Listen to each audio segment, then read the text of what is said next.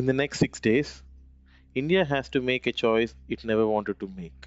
And no matter which way it goes, it lands on you, your job, your fuel, your money. Right now, India is in a standoff with the most powerful economy on earth, and the clock is running out fast. Some say India is finally standing tall, others say it's about to get crushed. So, which is it? Rise or ruin? Stick with me, because almost nobody is telling you the part that actually hits your wallet. Here's the situation. For months, India and the United States have been trying to sign a trade deal. The whole fight comes down to one word: tariffs. The taxes America charges on Indian goods landing on its shores. Low tariffs, and Indian products stay cheap and competitive in America. High tariffs, and they get expensive, orders dry up, and the factories back home go quiet. And the deal, reportedly stuck at the last 1%. So close, yet not signed. Now, you might be thinking, a trade deal. That's for politicians and CEOs. Why should you care? Here's why. America is India's single biggest customer.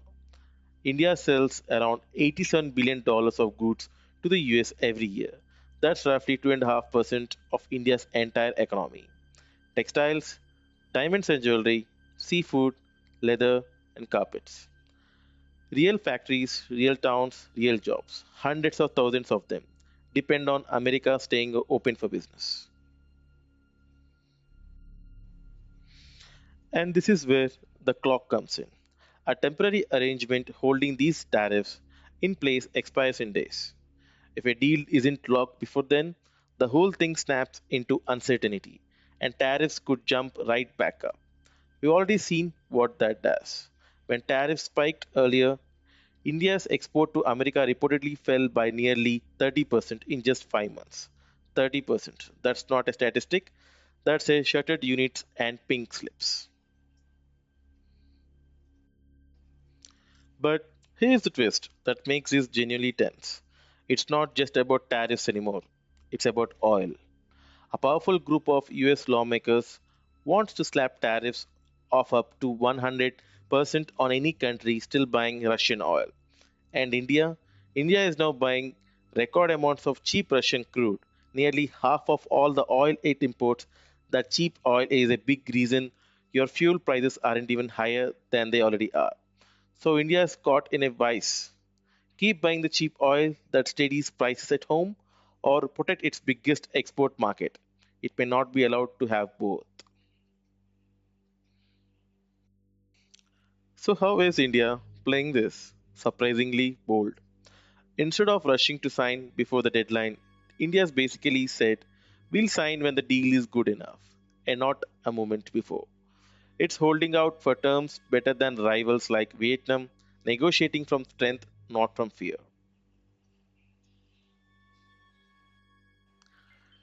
It's a gutsy bet. If it pays off, India walks away with a deal that protects its workers and its wallet. That's the rise.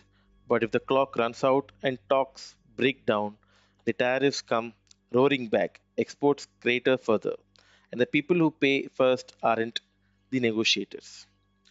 It's the weaver, the diamond polisher, the factory worker, that's the ruin. So here's where it stands. In less than a week, a deadline decides whether India held its ground or blinked. And every day, Indians are the one with skin in the game, whether they signed up for it or not. Standing tall or getting strong armed, rise or ruin. I genuinely don't know yet, and honestly, nobody does. So tell me, what you think in the comments. Should India hold the line or take the deal? I'm reading every reply. Please subscribe.